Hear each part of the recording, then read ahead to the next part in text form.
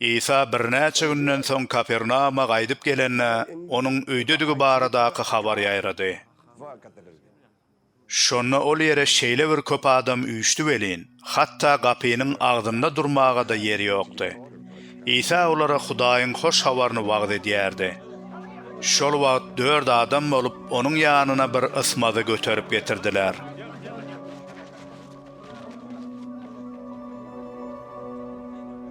Adamlardan ýaňa hyryndykyň doğullygy üçin olar İsanyň ýanyna ýakynlaşyp bilmediler.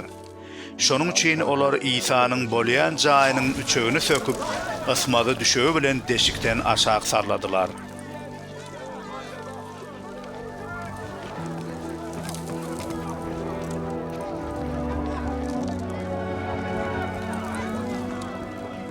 İsa olaryň imanyny görüp ysmada "Oglum, senin günälerin ötüldi" diýdi.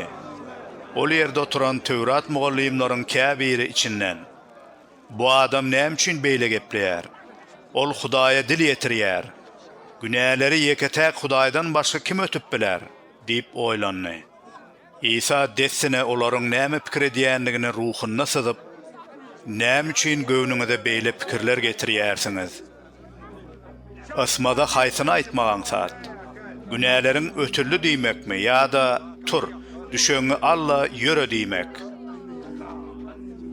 Emma siz insan oglunyň yer ýüzünde günäleri ötmäge de ygtyýarynyň bardygyny bilip goýuň" diýdi. Onsoň ol ysmada "Saňa diýärin, tur, düşeňi alla öýüňe gaýt" diýdi.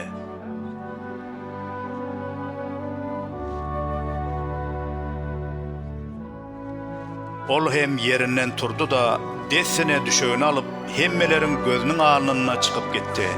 Hemmeler hayran kaldı. Olar, biz beýle zady asla görmänlik diýişip Hudaýy şöhratlandyrdylar.